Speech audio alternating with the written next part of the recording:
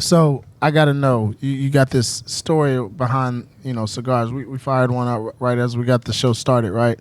So what's your background? What's your history with cigars? I got to know this. Oh, not a whole background. I was working in higher education. I had a really great night, made some achievements, so we celebrated and went to a cigar house over in Uptown. And they told me, start off with a breakfast cigar. Like, it's your first time, start off with a breakfast cigar. That's all I got. And so from there, I'm like, oh, I got this. I'm, smoking. I got it. When I got home. I mean, that was one of the worst nights that I have ever experienced because it was just like I had drunk a whole bottle of liquor. Man. And so it's just the room was spinning. It was cigar didn't help. The cigar, and I didn't even drink anything, so it was just off of the cigar. Man. So I had no experience. That was the only time I ever tried it.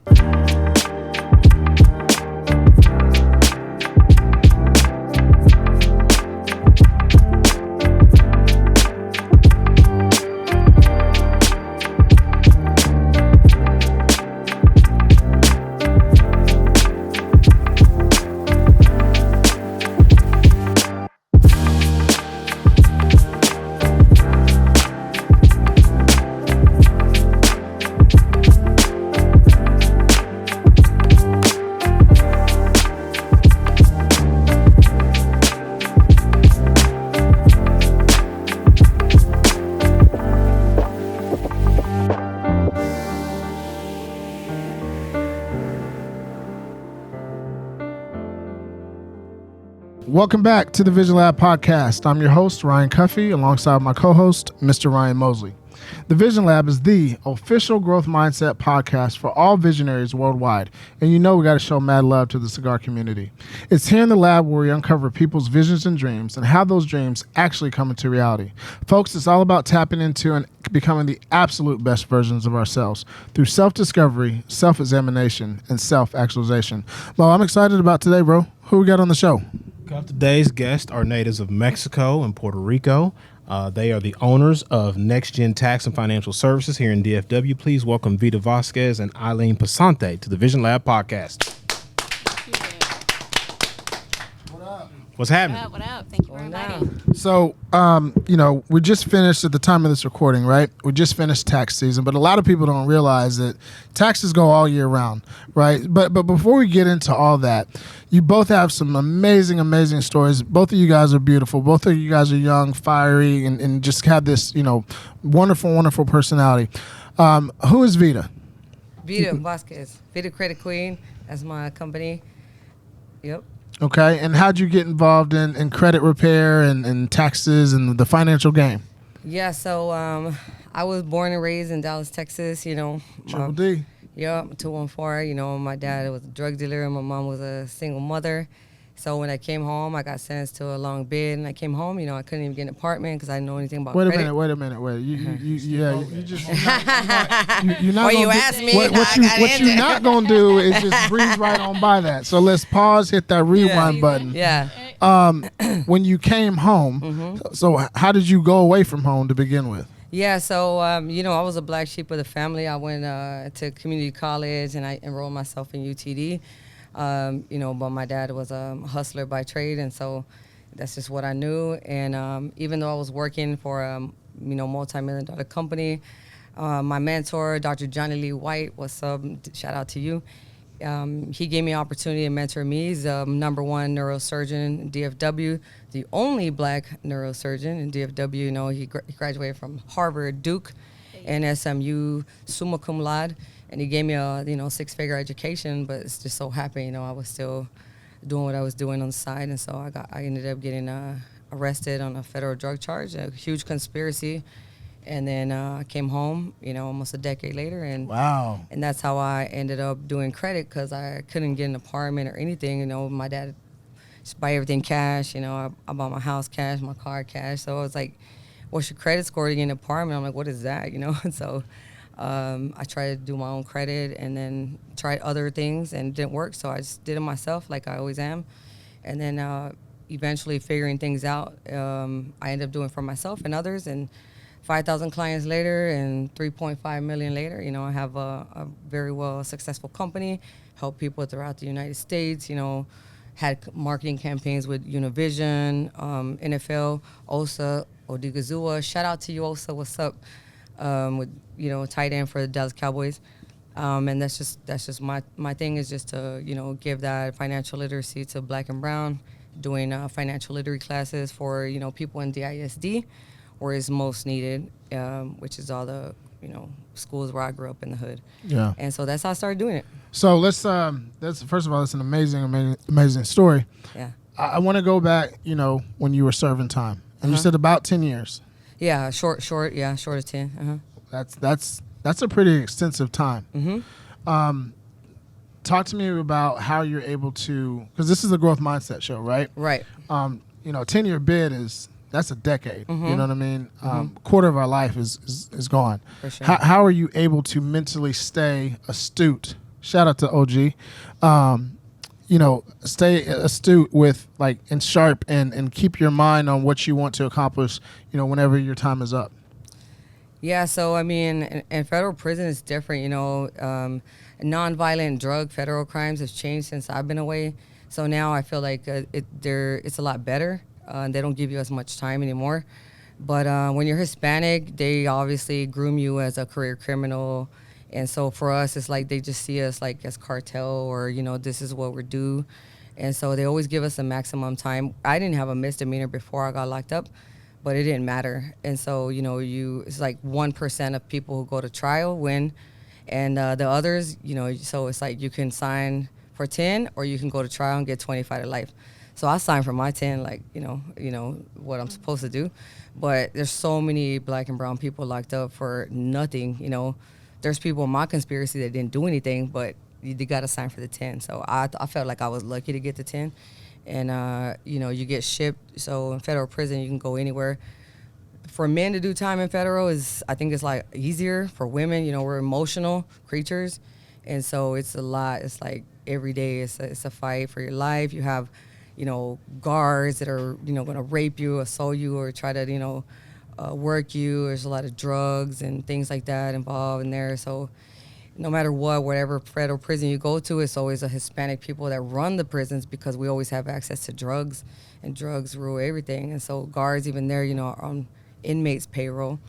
And so that's just how it is. But in there, I felt like my life was so hard growing up. So when I went into prison, I was like, man, this is a cakewalk, you know. Write my goals down, and I was in and out, you know. It's just it's a lot of fighting for women. Yeah. Because, you know, like, you know, you pop off and everything. But, I mean, yeah, you know, you got to just stand your ground and assert your authority. How did you... Go ahead. I think that's always been her personality, because prior to her going away, she was always getting it. You know, she had a daughter, always working, always getting it, always getting to it. Mm-hmm. So, you know, having to go and sit down, I know that was, you know, on one side, it wasn't nothing. It was just like, all right, you know, let me get through this. And on the other side, there's a lot of emotions that come with that, like you said, because, you know, she didn't just go away. She had a daughter that she had to leave. Yeah. You know? Absolutely. Yeah, that's one of the things I want to, you know, I'm curious about. Like, as we're talking about the mind, like, how are you able to keep locked in on what the ultimate goal is when there's so many different distractions? You have a past, you know, you spent some time in the streets. Your dad was a drug dealer.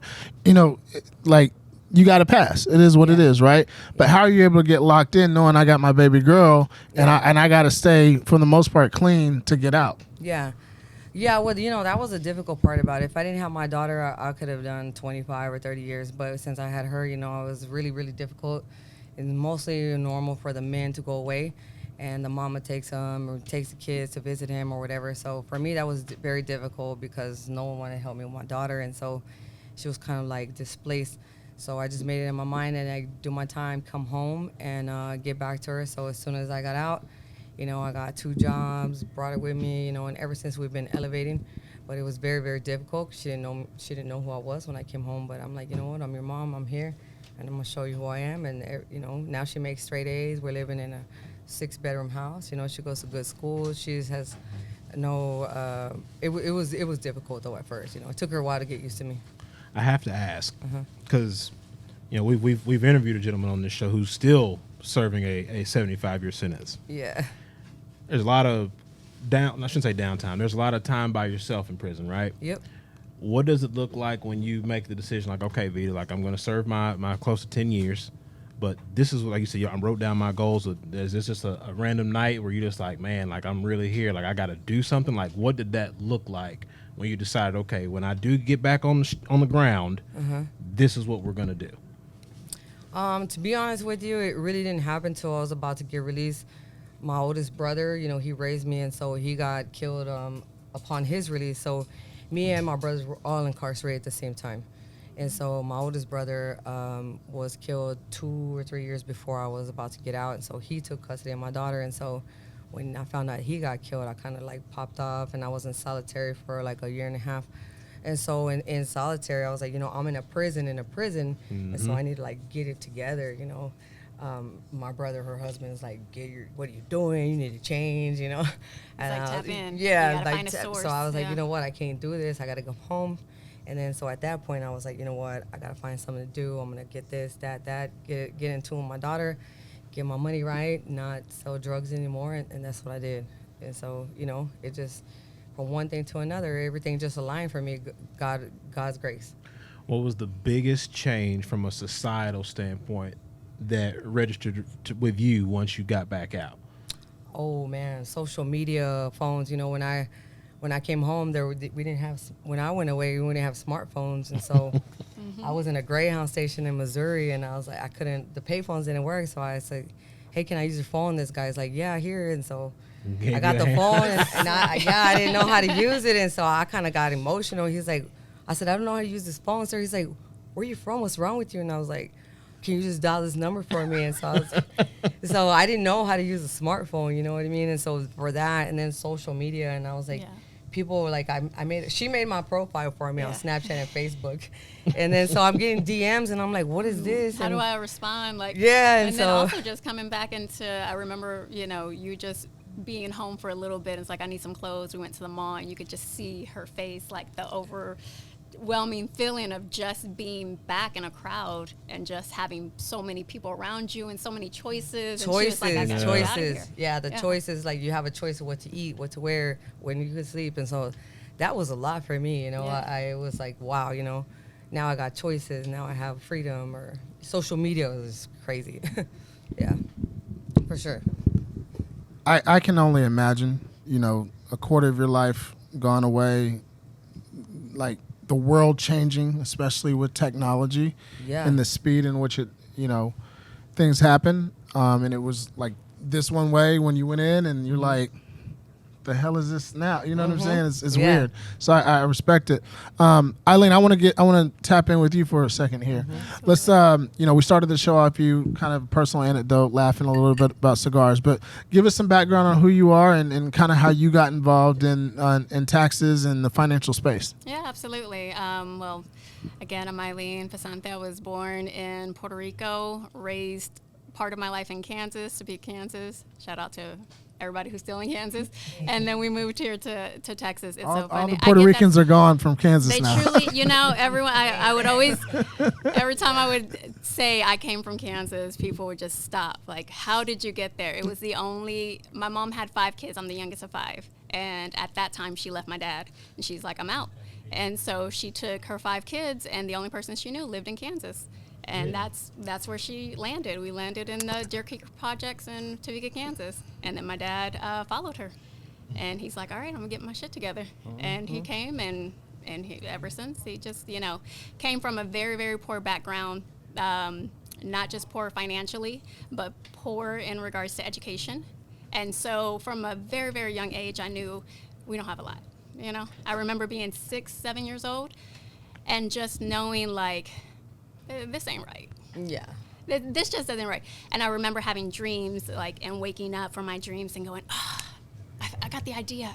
Like, I finally got the idea that's going to get us out of this. And I was 6, 7 years old. And that was kind of the cycle for a few years until we moved to Texas, And from there, things got a little better because it was different. We were out of the projects. But still, you know, no financial literacy, no financial education. And so it was always seeing my parents work day in, day out, knowing that we didn't have much, me being the youngest of 5, get all the hand-me-downs. I remember getting my first pair of Nikes when I was in 6th grade, and the whole neighborhood was like, let's get your outfit together. Like, let's get it together. So I just remember those things. And so that's really what stemmed, like, that's what has always stayed with me. And so as I grew up, graduated high school, let's always go to school, get an education, get a good job, work, make money. You're going to get out of it, you know? And so that's what I did. And after working so many years, I was like, this is not adding up, okay? It's not adding up. I always felt like I'm a very intelligent woman. You know, I do my best, and I work really hard. But it's not making sense. The math is not mathing. And so just going through a situation to where my husband, her brother, had to, went through his own situation. We got together and we were on the run, like Bonnie and Clyde. Oh. I didn't know we were on the run initially. You just thought he was being romantic, taking you to all these different places.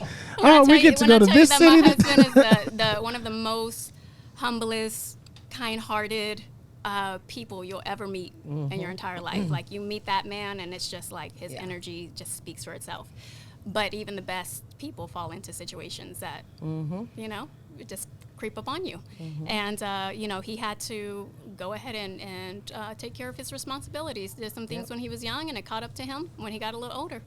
And it just went like that. And so we were on the run for about 5 years. Wow. And after I found out, I was like, all right, I'm with it. I'm like, I'm with you because shout out to you for being down. I mean, at that point, with your it was man, like, you know, respect. I love this man, so you gonna be in, be out. And I was like, I'm gonna be in. Let's go. Like, what we gotta do?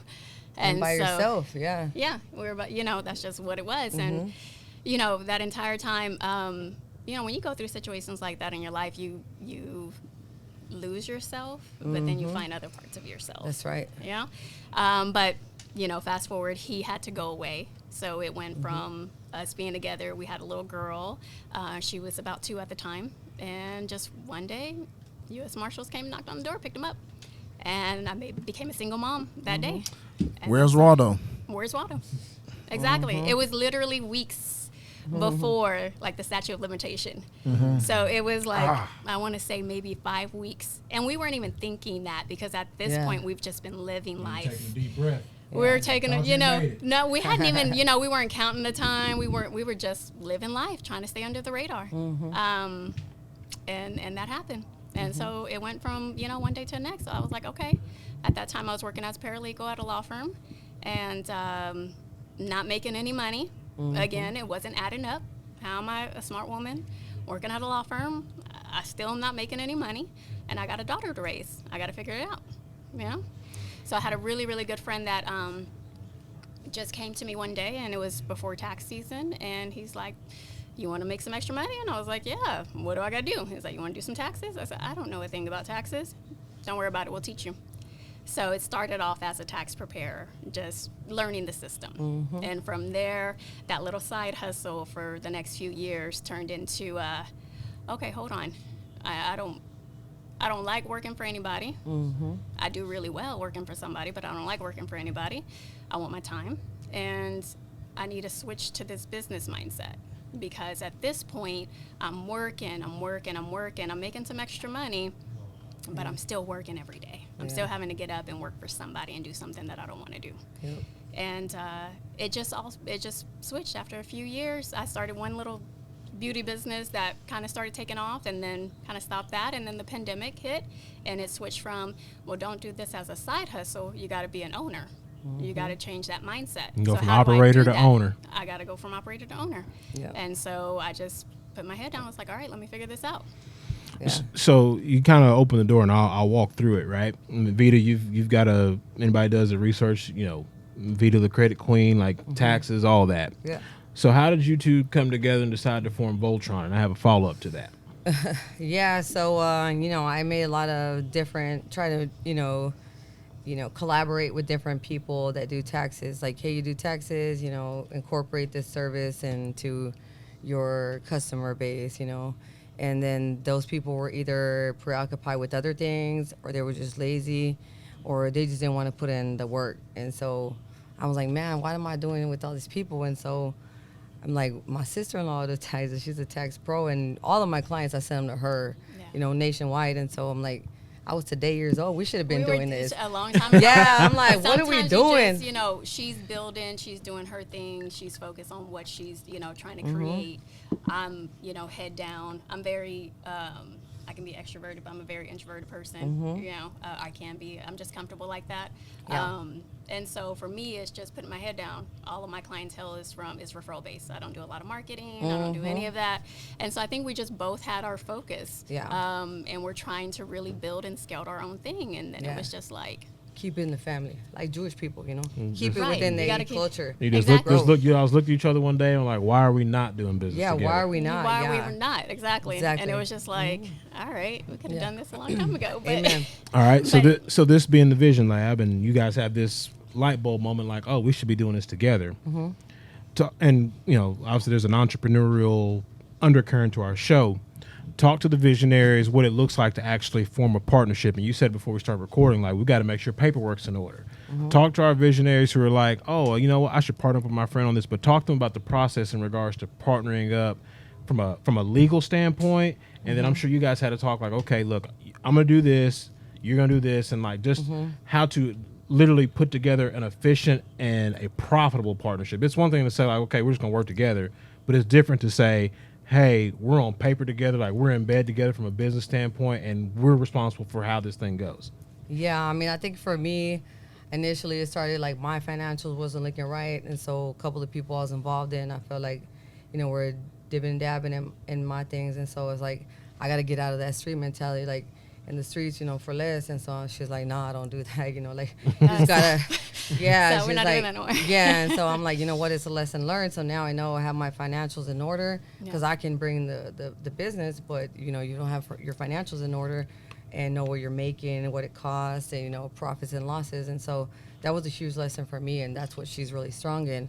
And so now knowing that, having your entity set up correctly, reporting your taxes the right way, paying yourself W-2 or 1099, and then having an operating agreement, what is your responsibility in this or that, and I think most importantly, partnering up with somebody who is passionate about what they do. Yes. Because Like-minded. you don't got to chase the money, you chase the clients and the purpose, and the money's going to chase you. Absolutely. And so she's the same way. She loves what she does. She's very good at what she does. So she's strong where I'm weak, and I'm strong where she's weak. Absolutely, absolutely. And I think that's the first thing whenever you go into partnering with someone. It's like, what's the mindset? What's their work ethic? I don't have to question. I don't have to ask her, like, are you willing to? I see what she does, and I think vice versa. And I'm very much, my husband's in the music business, and every time there's something going on, I go, what's the paperwork? Yeah. Like, okay, you guys talk percentages, where's the paperwork? Yeah. Because it's a lot of talk, everything's all good, the music's done, but when it's ready to be placed, it's like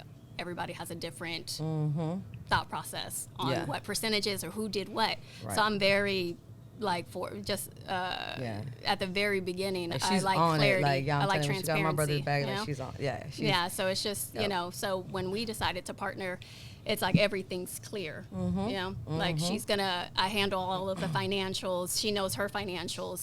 Throughout the years, we talk, and there's certain things like, who's doing your books? You got to do it this way. Let me set you up. Okay, what's your entity? No, don't do that. Just being able to discuss that, and now partnering together, everything's just clear. There's a lot of transparency there. Yeah. And we also, we've known each other for over 20 years now. Yeah. So that's another part. You Yeah, know, yeah. you don't necessarily have to know somebody for a long time to go into business with them, but I think I'm a person who just works off of energy. So Yeah. your energy is going to tell me Sure. before anything. Yeah. And if we, that's going to tell me if we can work together or not. Yep. I absolutely love that. And that, that's what everybody wants. That's the ideal, right, situation. You've known somebody for a very long period of time. You have a working relationship. You respect them as an individual. You respect their hustle, their grind mentality. But what happens when there's a disagreement? What happens when there is unease? What happens when, Vita, you were supposed to do this? Well, fuck you. No, fuck. Like, what does that look like? How do you resolve conflict? But it's also just having a level of respect for a person. Sure. Like, it would never be like, fuck you because of whatever. It'd just be like, let's talk. Like, as adults, as business owners, we have to be able to communicate. We have to be able to understand, okay, maybe I didn't like this way. Let me relay that to her in a certain way. Or let me be able to talk to her. There's a lot of people that maybe do business together and things happen and they feel a certain type of way and then they hold it in and then resentment builds up and then it just blows over, or they, no, it's very clear. And it's like, I got her back, she got my back. Yeah, for That's sure. the other thing, you know what I mean? So like she said, where I'm strong, she's weak. Where she's, strong, there's parts that I'm weak, and it's just like, help me improve that. No, I And love that's that. what we, I that's what we do. absolutely love that. Yeah. Go ahead. Yeah, it's like a marriage, when you're in a business with That's somebody. what I was thinking, It's yeah. a marriage. And so her husband, which is my brother, he's been in the music business for so long, Grammy winning producer. And so I've learned a lot of things from him. And so he's always telling me, take constructive criticism, take accountability. And so I think if you don't have those things in you innately, then, or even the grind of hustle and own up to where you make mistakes. Most importantly, care about your clients, care about whether somebody's spending $5 or 5 bands. Like, you got to give everybody respect and reach Same out to them, treatment. because that's what it's all about. Yeah. And so she's the same way. And so I feel like we're gonna make a lot of money together and help a lot of people and just grow and grow and grow. I got a nonprofit. She's gonna help me with that too. And so I feel like I'm it's excited. it's just meant to be. Yeah. And we had came from the school of the hard knocks, so let's go. Absolutely. From New York to LA, huh? Yeah. Yep. LA, Puerto Rico, Hey. you know it. Hey, but Hey. I think that's definitely one of the biggest things. It's just whatever your business is. Our business, we deal with a lot of clients. So just off the bat, obviously there's a financial aspect of it. We all want to make money. We all want to become millionaires or, be financial freedom. But it's really what her mission is with her clients, what my mission is with my clients, Yep. Educating them, providing what we went through the trenches to figure this out. Now let me help you, take the steps, not have to do that. So there's a bigger purpose behind it. That's actually a perfect segue into my next question. And Vita, you talked about this previously, specifically with the Black and brown communities, right? Like that's your aim, that's your target audience. Those are the people that you want to help. Number one, why is that so important, right? And then number two, if I can ask the second part to the question, is what do you think is the largest gap, the financial literacy gap that we as a Black and brown community suffer from? I feel like growing up, I went to predominantly black schools, Hispanic schools, and then when I went to a predominantly white school, I seen like the difference. And so I feel like they don't teach us for a reason. People can disagree with me if they want, but I lived it firsthand. I grew up also in the West Dallas projects and Fish Trap. And so, growing up seeing that, I'm like, nobody teaches about this or that. Like, they used to pass me, and I hardly ever at school, and they just pass us. And so it's like, how am I pass? I don't even do no schoolwork.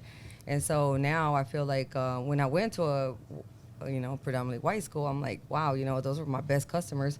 But I was like, wow, like they're teaching us. I got what you said. Yeah. I was making so much money, like people in Highland Park and things like that. But I'm like, wow, they teach them economics. They teach them how to balance a checkbook. They teach them like little things about credit, and they didn't teach us that at Pinkston. Yeah, and so I was like, wow, I had to get over here to come to this school to figure this out. But also I'm capitalizing on their weaknesses, so I kind of took heed to that. And I think it's a lot, maybe it's deeper than what I understand, but then I was like, what, coming home and where I'm from, there's so many people in prison that are so smart, and guys that are making 6 figures and come home and they just want to do something with this money that they got, and so they just need the tax, set up their entity, get the credit, and then they can build generational wealth. And so I've seen it. And Florida is actually one of the states that has implemented financial literacy and credit education. So I feel like why Florida? Because Florida's trash, but that's just my opinion. But why don't they do it in Texas? Why don't they do it in Cali? Like, but I feel like it's for a reason. But also a lot of us we're coming from single parent homes or whatever, but it takes that one black sheep to change it. And so I feel like My mom didn't know nothing about a credit card. I never seen her a checkbook or a bank account. And so growing up, I had so much money when I was like 15 to 16, you know, making thousands of dollars a week from, you know, illegal activities. But if I would have known about credit when I was in high school, I would have been a millionaire times 10 now. And so I figured like now going to DISD and talking to kids in SOC or South or, you know, or Oak Cliff, like now I talk to them about it. I'm like, how many of y'all like money? And they're like, yeah. And I'm like, how many of y'all know about credit? And it's like 2 kids. And I'm like, this is what you got to know now, all right? And if those 3 numbers are going to matter, that's your credit worthiness. And it's going to make you a picky buyer, consumer. You get the best of the best. Yeah. So I'm going to flip the same question over to you, Aileen. 2-part question. You know, why the Black and brown community, right? Why is that so important? And then the financial gap or disparity that exists. The Black and brown community, because that's where I was raised. You know, that's where I came up. That's all I knew for a very long time until, like you said, you know, we moved and then we started to experience other situations. And it was just never a conversation, you know? Like when I look back, I would think like, never heard anybody talking about becoming a business owner, becoming, you know, I remember being young and just thinking, watching TV, like, the only way we're going to get out the projects is if somebody plays basketball or can I kind of sing? Nah, I don't know if we can, you know, or, you know, you have to become a celebrity to be, you know, to get out of this. And that was a thought process for a very long time. And then when we moved, I started to experience other cultures. I started to experience and see what other people, how they lived, what they were learning. And I just would sit there and be like, I've never had this conversation. No one's ever come and talked to us about, you know, credit, opening a bank account. I remember being 18, graduating, and didn't know how to open a bank account. No, ma'am. I didn't know how to save my money. I didn't know how to budget. I didn't know how to, you know, I didn't know what taxes were. So all of these things that are common conversations as we are adults, we deal with it on a daily basis, was never a conversation when I was a kid growing up, a teenager growing up. So I made it my mission to say, no.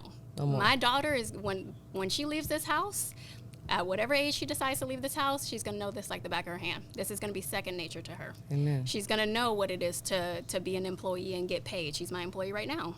You know, she's going to know what it is to be able to invest and have retirement accounts and have her Roth IRA. And she's going to know what it is to budget and save. She's going to know what it is to get a credit, you know, to understand his credit score and what to do with that. So it was, you know, all of my past experience and the community that I grew up in, that not one person was talking about it, for then me to become a woman and say, okay, no, I need to change this. So it's just so important to me, because I had to give my parents a lot of grace at a certain point, because there was a time frame where I was just mad. Like, how didn't y'all know? Why are y'all working like every day and y'all still not making nothing? And then the light bulb went off. Well, if their parents didn't teach them, and their parents didn't teach them, and nobody in that side of the family knew, like, how did I expect for them to teach me? So I had to give them a lot of grace. And then from there, I had to say, okay, what are you going to do about that? Like, you can't just keep floating. What are you going to do?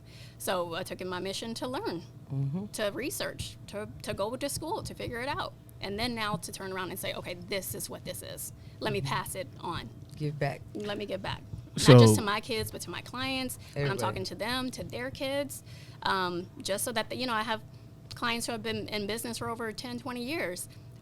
And it's crazy to me, because I have clients that are multimillionaires and they're making passive income and they invest in real estate and they do all of these things, but I'm teaching them something. That's right. You know, I'm teaching them how to structure their business. I'm teaching them how to start the S Corps, how to do this and that. And so, you know, I see that they're, you know, for the ones that know, they're automatically setting their kids up UGMA accounts and all of these things. There was a lot of times I was like, what is that? You know, I remember not knowing what these things were. And so it's just important to me to make sure that I do my part. The more you learn, the more you earn. That's right. come on now. This is the title of the episode. That's right. You guys are top of the food chain at Next Gen, right?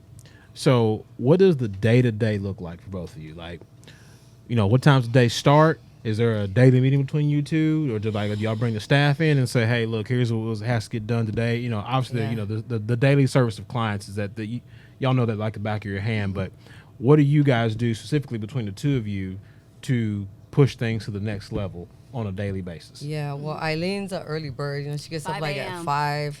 Every you day. know, I get up a little later, but she's facilitating her clients, and we're getting funnels in to help bring in more clients from all over different referral channels, from Cali to New York to the Boot to Puerto Rico. And so we're just trying to get that efficient, develop an app even, and just keep that flow going and keep those relationships tight and organized so we can help more people. You said an app, like a credit repair app, or just an app to where they can just have instant access to you guys? Yeah, so I'm looking for developing an app so that people, they have bad credit. You got that Credit Karma, which is trash, by the way. Credit Karma is going to go to one bureau pretty soon. Love your honesty. Yeah, I love it. They're only going to go to one bureau. It's a marketing site. They capitalize on people that are financially illiterate, so don't sign up for that. Go to Smart Credit, and if you want the link, hit me up, vitacreditqueen.com. But, signing up for things like that, so we're just trying to get those things together. So on an app, it's like, hey, do you know anything about credit? You're trying to get a house, or you're a business owner, getting on the app, giving them their credit score, giving them a consultation, giving them consultation on taxes, getting them in touch with the right lenders, the right banks, the right credit building products, all of that, in one thing.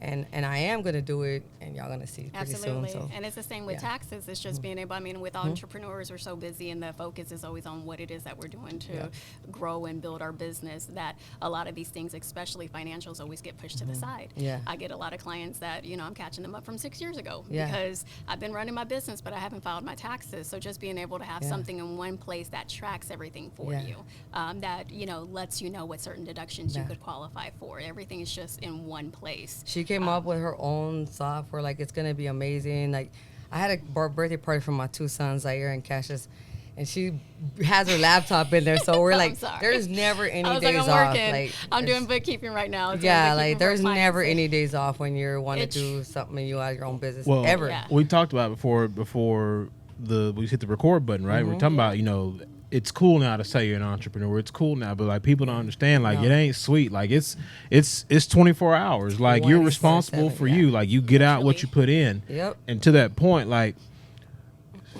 talk to somebody who is thinking about like, I'm gonna go do this for myself. Do it. Yeah. Bet on yourself. That's what I did. Well, yes, I believe. Hey, we speak the same language. This is what happened. I'm working in higher education for over 10 years. Very stable, had the stability, benefits, all the good stuff. And I started my business on the side. And so I'm growing the business slowly, taking my time with it. And it just came to a point where it would make my stomach, it would just make me sick to my stomach to have to know that I had to log in the next day to work. So I got to get up and I got to go work at this job. And it was not anything that I couldn't do. I was a high achiever, always. But your heart wasn't in it. My heart wasn't in it. I know it. My heart was not in it at all. And for months, speaking to my family, my husband, my daughter's looking at me like, don't do it. Don't quit. I see you got the business going, but don't quit your job. But I was cutting myself short because I didn't have the time to put into my business. And so when I finally decided, okay, I'm going to go ahead and resign. I'm going to do this. 2 days later, all hell broke loose. We found toxic mold in our house. We had to go stay at hotels thinking that we were going to just stay for a few days. And then it turned out we had to move from where we were living for over 5 years. So now we have to obstacle after obstacle. She didn't give up. Absolutely not. And that was just 2 days later. So it would have been easy for me to say, I made a mistake. Why'd I quit? Yep. Or let me try to get my job back. But I knew that I could bet on myself. I knew what I was capable of. And I knew that if I was putting in as much energy and time and all of these things that I was doing for this employer, that I'm growing their business and I'm starting these new departments. And what could I do for myself? Why can't I do that for myself? Amen. So it's just like sometimes we disrespect ourselves in that manner to where we don't give us enough credit and we don't decide to put in enough effort and time into something that we maybe have an idea in. Our dreams don't care about how we feel. So it's just like, what is your dream? Like, what are you going to do about that? Yeah. So I had to just bet on myself and say, I'm going to bet on myself. And every day is not going to be easy, but I'm going to do it. And I'm going to get up and I wake up at 5 a.m. and I figure it out every day. She just said it. Your dreams don't care about how you feel. And you talked about earlier, like, being a woman, like you're emotional from time to time. But we all have the hustler spirit, and we talked before the mics came on. How do you balance that out? Because, throughout the day, anybody in business, like throughout the day, something's going to happen. You're like, oh, I don't like that. Or it's going to rub you the wrong way. but how do you manage that to where it's like, okay, this happened and I'm not happy about it, but how do you manage, like, okay, cool, let me put my feelings to the side. Let me get this knocked out. And, my grandmother used to say, we cry about it later on. Yeah. But how do you manage that, Vita? Yeah, I think just growing up the way I did, I learned how to compartmentalize a lot of things. And so, I mean, I selling candy like in first grade and pencils. I mean, Mexican candy. I gotta check with you. I still candy from my mom. I don't know if that was. I don't know if that was code. No, that was actually candy. No, Real yeah, candy. that's candy. So I went from that to boosting clothes, and stereos or cars or whatever. So you compartmentalize things, and so I always learn, like whether I get yelled at by a client or I gotta give a refund or something bad happens, like. It's your name on the line. You got to correct it. You got to take the loss, and then you learn from it, so you don't got to take the loss in the future. But whether you have kids or you don't, or you have a relationship or you don't, but your relationships will suffer sometimes. But you learn from it, and so you cannot give up. Though I work all the time, 7 days a week, but I've also learned to cut it off at a certain point so I can give more time to my relationships, to my kids, and everything. Because for me, being a mother is my biggest win. And so I feel like, you learn that as an entrepreneur, as having your own business. Because I've been an entrepreneur since I was young, just in a legal way. Yeah. But now it's like a legal way. And so it's definitely different. Yeah. And you just got to take it at, water off a duck's back and, keep it moving. And you got to, be able to, that's what I always say, you got to water. I have to water me before I can go and water anybody else. Absolutely. You know what I mean? So I make it a point to, get back to my basics. Yep. I think we all know what, is our basics that make us feel for sure like solid. Yeah. It's interesting that both of you have touched on something that I wanted to piggyback on his question, right? So from a woman or female perspective with emotions, right, in the business world. Now let's shift gears to personal life. It's a hell of a challenge to balance between being a mom, a spouse, right, as well as being a business owner.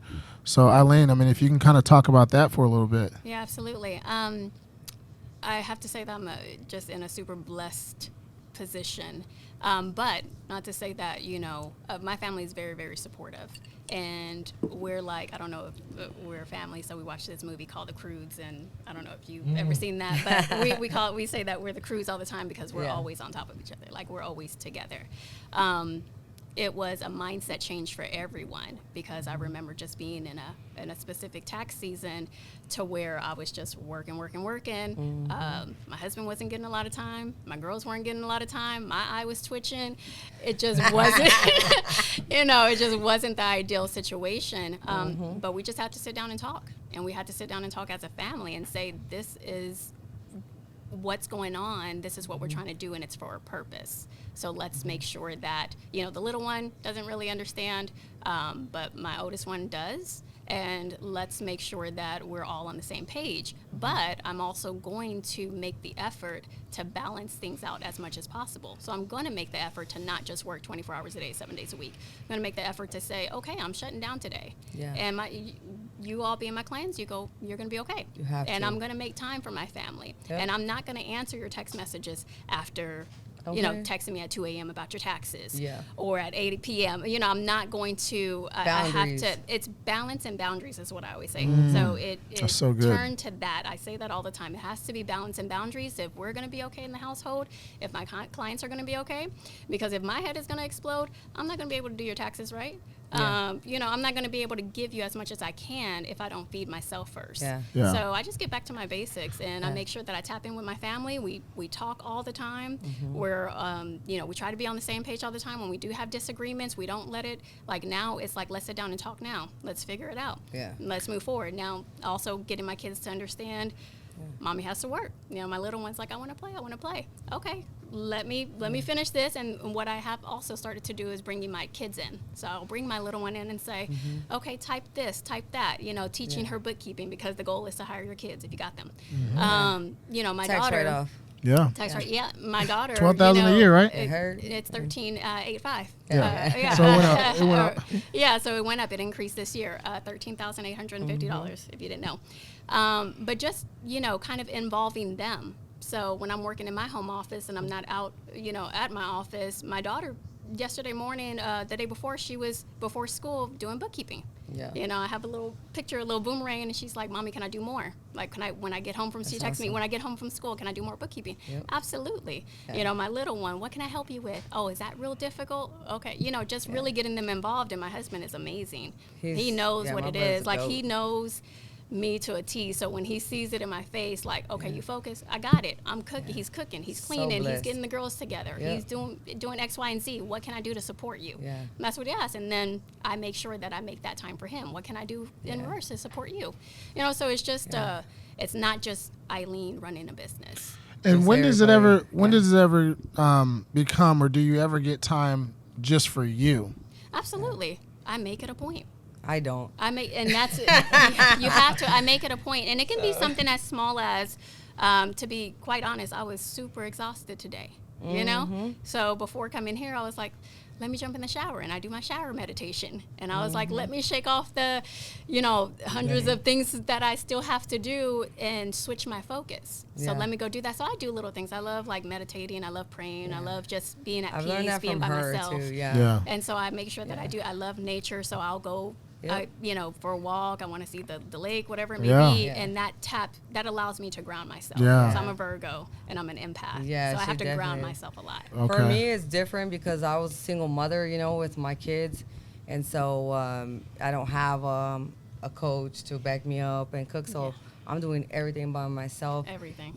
Until and also my son Zaire, he has autism, so that's a completely different animal. And by the way, autism is not a disability. It's a gift. He is amazing. He speaks 5 languages: Russian, Greek, Spanish, English. He's amazing. That's what I'm like. They're just. Yeah. He is amazing. He's so smart. Yes, and so raising them by myself was very difficult. So I was doing this, doing that during the pandemic, and then.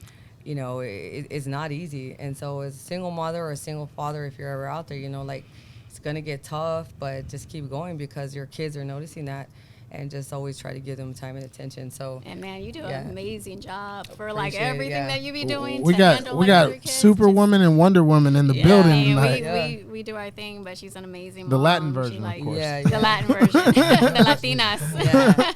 And then I met my husband, and he's a really good father, and so to me that was something that was foreign. So I met him. He's helping me with marketing or expenses or taking the kids. He's a man, I'm not a man, so he's like choosing the kids things that I can, and so that was a huge blessing, but I never saw the value of a man because I was always like the man of the house, and so meeting him was a big blessing. And so now I'm kind of like getting used to delegating those tasks and giving it, but I'm just like an alpha, so I'm like, I don't need your help, But ladies and gentlemen, if you need the help, ask for the help. Let them help you. Let them. I would not let my husband help me like forever.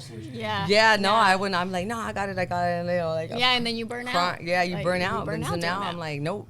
Take them back, do this, do that, and that is also like I think a lot of people, entrepreneurs, we don't like asking for help. But ask for the help. It's okay. Yeah, it's gonna allow you to grow for sure. Delegate. So before we get ready to wrap things up, we have to ask, and I'll ask you first, Vita. How can our visionaries get a hold of you, whether in need of credit repair, taxes, whatever it is, whatever financial services they need? Best Instagram handles, Facebook. How can they get a hold of you, social media wise? Yeah, so until further notice, you can hit me up on vitacreditqueen.com or Vita Like Credit Queen on Instagram and Facebook, and also nextgenfinancialservices.com. Aileen gonna drop her handle too. Yes. Nextgentax.com. That's nextgen, NXTGENTAX.com. We'll help you with structuring your business, not just only preparing your taxes, but tax planning, strategizing, setting you up with payroll, bookkeeping, getting you protected with life insurance. Everything that you need as an entrepreneur, as a business owner, as an independent contractor, all in-house. Yep. Love it. So we reached part of the show we call it landing the plane as we get ready to wrap things up. We'll ask these same couple of questions to everybody who's been on the show. And I'll ask you first, and I'll follow up with you. There's an imaginary round table, if you will. You get to have 5 other people that join you at the table. Dead or alive, who do you want at your table? Oh, damn. Dead or alive. I'm going to say Mark Cuban. Okay. Mike Tyson, because he's my favorite boxer of all time. Shout out. Mike Tyson. Frida Kahlo, you know, because she was a visionary, you know, amazing Mexican-American artist, or Mexican artist, I'm sorry. And I'm going to have to say, you know. That's 3. My Mike Tyson, Mike Cuban, and Frida Kahlo. Who else? Yeah, I'm going to have to say my brother Coach and Aileen, you know. Okay. That's my 5. How about you, Aileen? Definitely gonna go with my husband, Coach, my sister-in-law Vita. I'm gonna bring Steve Jobs back. He's definitely gonna set the table. Kobe has an amazing mind, so he's definitely gonna sit at the table. And myself, is that 5? You don't get one more. Oh, I get one more. Dang, this is a tough question. Nothing that I thought about before. Who else? I know. Yeah, that's Who hard. else am I bringing back? Or they can be alive now too. Oh, well, they can be alive now. I'm sorry. Let's see. And Michelle Obama. Strong table. Yeah. Definitely strong table. It's been an absolute pleasure having you guys on the show. We got a couple more questions that we always ask. I'm going to do it as a 2-part question, Mo, if you're cool with that. All right. So this is the Vision Lab. Okay. Each of y'all are going to have a word, so you can't bounce ideas off of each other. We'll start with you, Aileen. When I say the word vision, what does that mean to you? God's grace. Ooh. Good answer. Yeah. Slow down, Tito. Damn. Yeah. So, I mean, that's with any and every vision that you have. That was That's so my powerful. source. You know, that's where does it come from? It comes from God's grace. You know, He's given me that vision, and if He gives me that vision, whatever it is, then that allows me to know that if I put myself in position and you know, put the effort in, it's faith and works. You know, Mo, and I know that that's gonna come to fruition. we've been doing this for over 5 years, and we've asked that question sporadically throughout those 5 years.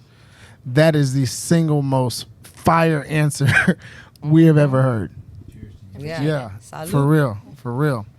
All right, Vita, sorry you had to go next after that. No. So here's the deal. Here's the deal. I mean, yeah, I'm going to have to say the same No, thing. no. You get a like- different question. Oh, You okay, got go a ahead. different Let's question. go. So the second part of our podcast is called Lab, right? So Vision Lab.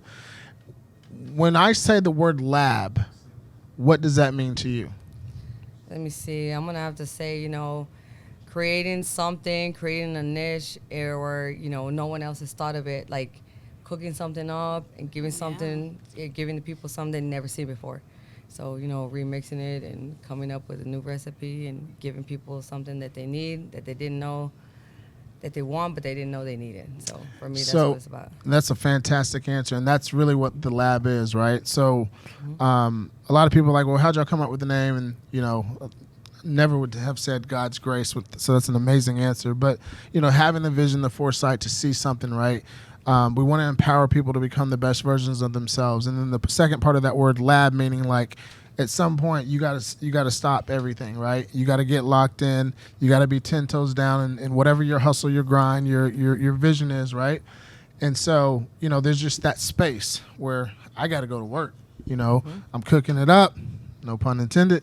You know what I'm saying? We're making things happen to give it to the people. So I absolutely love that answer. All right, so what is the long-term vision for you, Vita? For me, it's, you know, helping more people know what I know, and maybe they can avoid some of the pitfalls that I have, and just elevating, you know, Black and brown people to be financially on the map, and giving back to those people, you know, giving back to the Vita when she was 11. Maybe she could have went a different route. That's my vision, is to give back to people so they can, you know, rewrite their future. All right, Aileen, what is your lab? Or where is your lab? Where is my lab? In my mind. I mean, honestly, that's where it starts, right? That's where you do all of the work before you actually physically do all of the work. So that's where my lab is. But I mean, going with that, that's the goal. It's to, you know, create these successful businesses, to scale to a certain point to where I honestly want to eventually just be hands off. I want to be able to scale my business, be hands off, become a philanthropist, and go and tap in to all of those things. You already know. Love that. Yeah. Love that. Yeah. All right, last question of the podcast. But before we land the plane, one more time, how can our visionaries follow you guys? Yeah, so it's VitaCreditQueen.com, Vita like Credit Queen. Boom. Yes, Next Gen Tax and Financial Services, or just nextgentax.com. Love it. Love it. All right, this is whoever wants to answer first, okay? In case you didn't know, we have a magical time machine here in the Vision Lab, okay? What advice would you be giving yourself from 5 years ago? So today, looking back 5 years ago, and you can look back at Aileen or Vita, what advice are you telling that young lady? Man, I would have told her, get your financial set up, go on your own. Don't be scared. Just get out there, go on your own. You don't need anybody to piggyback off of. You don't need an umbrella. But most importantly, get your financials together. Get your legal paperwork together. You ain't going to lose. Yes. Aileen? 5 All years of ago. that, all of that. But just stay patient in the process is what I would tell myself. Like, sometimes we are too in our bodies, and I'm not in my body anymore. So when things are, and what I mean by that is, I don't stress everything anymore. You know what I mean? Like if something is not happening, I'm not trying to push it to happen. There's a message. And so it's staying patient in the process and just, I think that I've done well with, my personal journey and my process of what I've overcome and different things that I've gone through. But, if I could talk to myself 5 years ago, it's like, get those accounts up. Don't sweat it. Don't sweat it. You're going to be all right. Just, stay patient in your process. That's Love what it. I really tell All right. myself. Now, forgive me. I'm going to make you 5 years older. Okay? Yes. So, what is the older version of Aileen? What advice is she giving you today in 2023? Yes. If you want to be on these vacation, I'm just kidding. No, honestly, because one of my goals is to travel the world. I want to be able to be financially free. So that's the surface level, So 5 years from now, Aileen is saying, put in the work today because, I look at my parents and I look at the people around me who are the older generations, and I'm noticing certain things. I'm noticing people dealing with sicknesses, and people are dealing with, Still having to work. Still having to work, and I don't want that to be my life, and I know that. So being healthy, putting in the effort to, take care of myself and do all of the things that I need to do to be healthy, and for my kids, So 5 years from now, it's just going to be like, all right, now we're breathing. I'm breathing now, but now I'm really breathing. Yeah. Vita, what advice will the older version of Vita be giving you today? I would say, take more time out, be more willing to accept help, and also at the same time, work harder than what you've ever worked before so you can get to where you are in 5 years. So Love definitely. it. Love it. Just keep improving every day, because we can't say, oh, I'll talk forever. So I'm sorry. No, we can talk to y'all forever. I mean, this has been, Thank you guys so much. Yeah, absolutely. Thank y'all for dropping into the lab. Thank you. Big shout out to OG, astute gentleman, holding us down here. Yep. Very grateful for you guys, your stories, your anecdotes. There's a lot of powerful messages, a lot of nuggets. Remember, visionaries, each one of our guests are dropping nuggets of wisdom here on the Trail of Life. Ultimately, my friends, it's up to you to pick them up. Ladies and gentlemen, my name is Ryan Mosley. He is Ryan Cuffey. Thank you again to our guests, the owners of Next Gen Tax and Financial Services, Vita Vasquez and Aileen Pesante. And we'll see you guys next time on another great episode of the Vision Lab Podcast. Thank you. Adios. Blessings.